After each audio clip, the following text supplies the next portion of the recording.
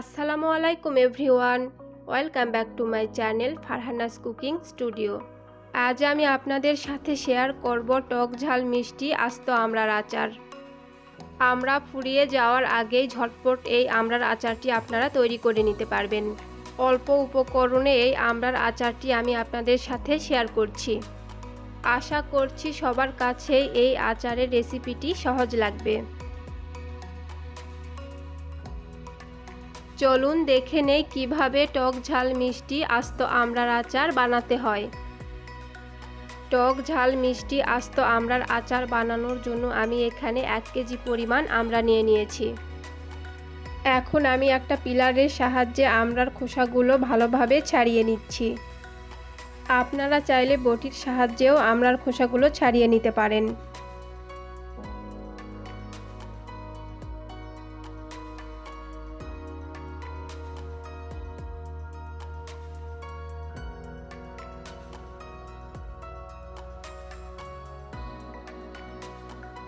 এভাবে করে আমি সবগুলো আমড়ার খোসা ছাড়িয়ে নিব। সবগুলো আমড়ার খোসা ছাড়িয়ে নেওয়া হয়ে গিয়েছে। এখন আমি একটা বোলের মধ্যে পানি দিয়ে আমড়াগুলো ভালোভাবে পরিষ্কার করে নিচ্ছি।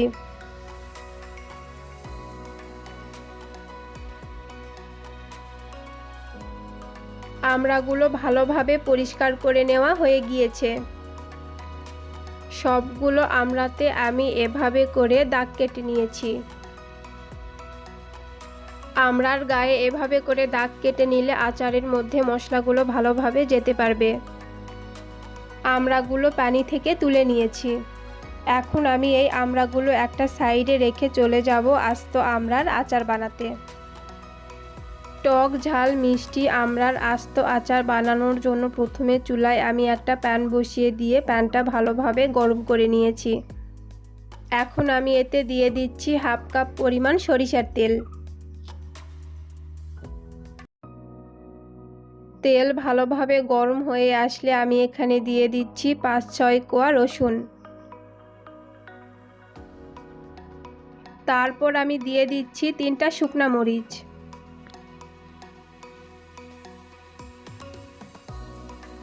খুন্তির সাহায্যে নেড়েচেড়ে কিছুক্ষণ আমি এগুলোকে ভালোভাবে ভেজে নিব।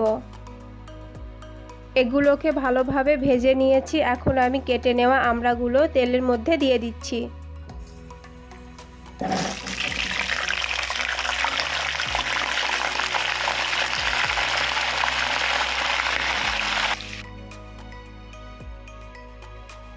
আমড়াগুলো তেলের মধ্যে দিয়ে দেওয়ার পর কিছুক্ষণ আমি খুন্তির সাহায্যে ভালোভাবে মিক্স করে নিচ্ছি।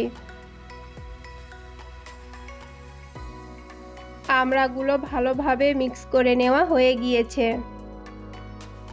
এখন আমি এতে স্বাদমতো লবণ দিয়ে দিচ্ছি। দিয়ে দিচ্ছি 1 চা চামচ পরিমাণ মরিচ গুঁড়া। মরিচ গুঁড়াটা আপনারা আপনাদের ইচ্ছে মতো কমিয়ে কিংবা বাড়িয়ে দিতে পারবেন। তারপর দিচ্ছি 1/2 চা চামচ পরিমাণ হলুদ গুঁড়া।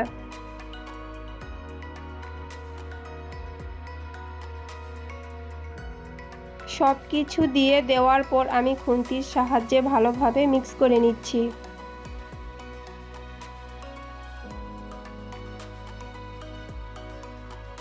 আমড়াগুলো ভালোভাবে মিক্স করে নেওয়া হয়ে গিয়েছে। এখন আমি এতে অ্যাড করে দিচ্ছি 2 কাপ পরিমাণ পানি।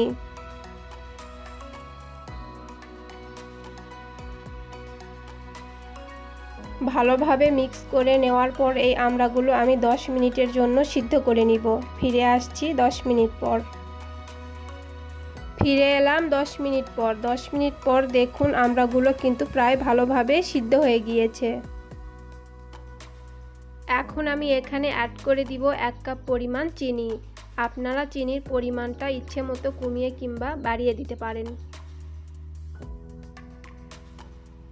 চিনি দিয়ে দেওয়ার পর আমি খুন্তির সাহায্যে ভালোভাবে মিক্স করে নিচ্ছি।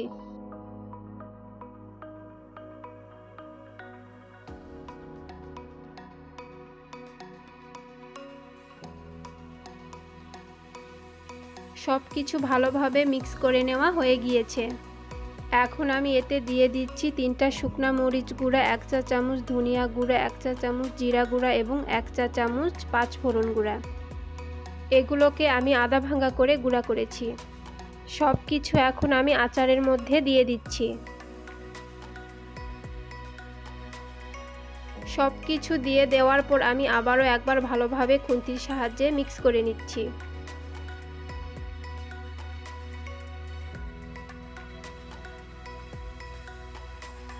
এখন আমি চুলার আঁচ মিডিয়ামে রেখে আমড়ার আচারগুলো আরও 10 মিনিটের মতো জাল করে নিব। ফিরে আসছি 10 মিনিট পর।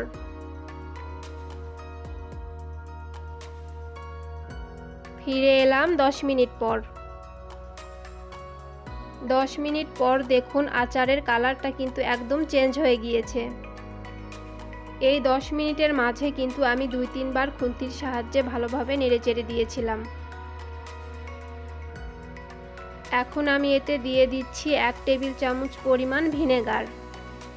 আপনারা যদি এই আচারটা সংরক্ষণ করে রেখে খেতে চান তাহলে অবশ্যই এখানে ভিনেগার দিয়ে দিতে হবে।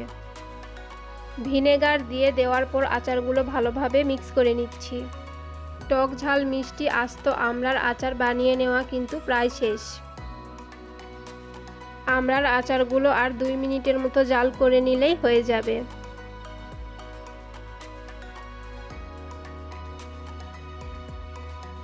টক ঝাল মিষ্টি আস্ত আমড়ার আচার বানিয়ে নেওয়া হয়ে গিয়েছে। এখন আমি চুলা বন্ধ করে ঠান্ডা করে এটা পরিবেশন করে নিব।